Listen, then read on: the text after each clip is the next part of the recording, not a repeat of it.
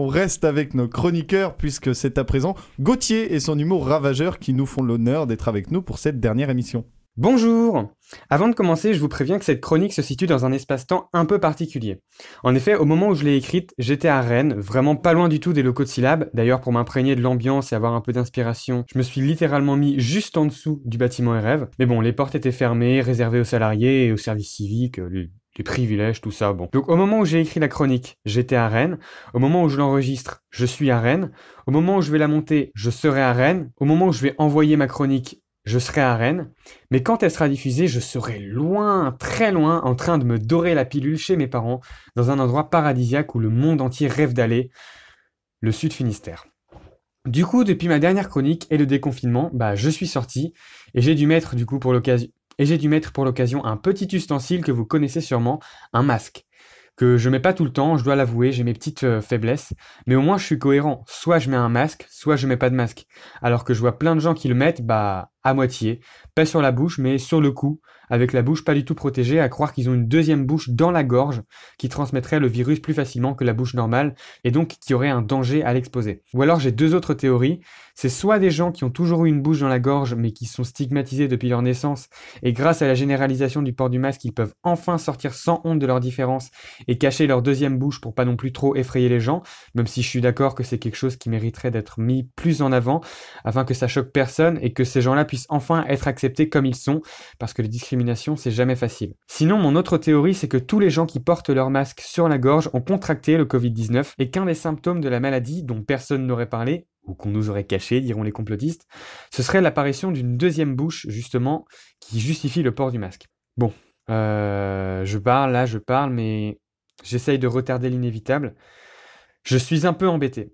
Cette semaine, c'était la dernière semaine de l'inattendu avant la fin de la saison, et du coup, c'est également ma dernière chronique de l'année.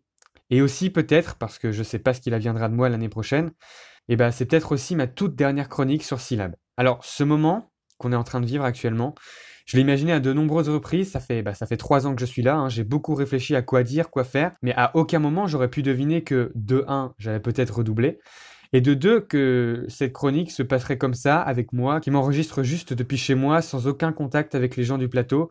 Moi, j'avais prévu de faire un super discours larmoyant, de regarder les animateurs dans les yeux et de les faire chialer. Ils auraient été en face de moi avec des larmes tellement abondantes qu'elles auraient rempli des verres et des verres que j'aurais pu boire en direct à l'antenne pour faire le buzz avant de m'en aller vers de nouveaux horizons. Mais au final, rien. J'aurais aucune réaction en direct, voire même peut-être aucune réaction tout court, tristement. Du coup, comme tous les gens qui quittent un média à la fin de l'année, je vais faire une liste de remerciements, genre juste au cas où, comme ça ce sera fait, et si jamais je suis encore là l'année prochaine, j'aurai l'air con, mais au moins j'aurai le début de ma première chronique de l'année qui sera parler de cette chronique-là que je suis en train de faire, et ce sera toujours ça de moins à galérer niveau inspiration.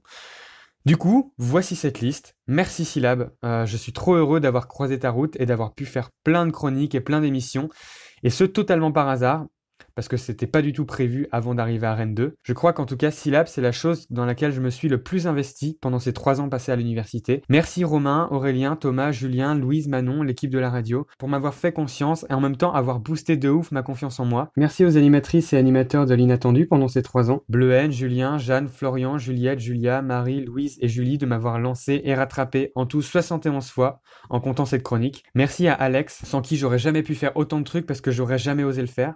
Merci à Milan, Mylène, Pierre et encore une fois Alex pour avoir accepté de participer à Super Radio 64. Merci Simon de m'avoir accepté dans OST, j'ai bien rigolé. Merci à tous mes amis proches, à la coloc. Merci à ma famille, et puis si je reviens pas l'année prochaine, même si je vais pas vous mentir, il y a quand même beaucoup plus de chances que je revienne que l'inverse, donc bon voilà. Participer à Syllab, ça m'aura fait réaliser des trucs. Ça m'aura fait réaliser que je suis capable d'écrire des trucs qui peuvent être rigolos et des trucs qui peuvent marcher sur des gens. Même s'il y a beaucoup de trucs que j'ai faits qui sont pas marrants, beaucoup de trucs qui sont passables, j'ai quand même réussi à décrocher quelques éclats de rire et j'en suis fier. Grâce à Syllab, j'ai eu le courage nécessaire pour pouvoir essayer de faire du stand-up, 7 fois en tout, et à chaque fois ça a au moins marché correctement et au mieux les gens rigolaient énormément. Alors c'est hyper encourageant. Donc voilà, j'arrive à la fin de cette dernière chronique. Je sais pas si les objectifs qui se sont dévoilés à moi avec Syllab vont être atteints un jour, mais en tout cas je l'espère. C'était en tout cas un plaisir de parler sur le 88.4 FM. Merci encore à toutes celles et ceux qui m'ont aidé. Et moi je vous dis donc techniquement adieu, Mais bon, c'est assez incertain. Si ça se trouve, je suis de nouveau là en septembre. Alors bon, vous voyez, c'est pas facile, hein. Vous feriez pas les malins si vous étiez à ma place. Enfin bref, j'ai terminé. Merci beaucoup. Et donc, il me reste plus qu'à dire mon mot fétiche de fin de chronique, d'une originalité telle que tous les gens qui écrivent des textes se mordent les doigts de ne pas avoir pensé à l'utiliser avant. Salut! Merci Gauthier, merci de nous avoir fait rire toute cette année et on te dit à l'année prochaine peut-être sur les ondes de Syllab.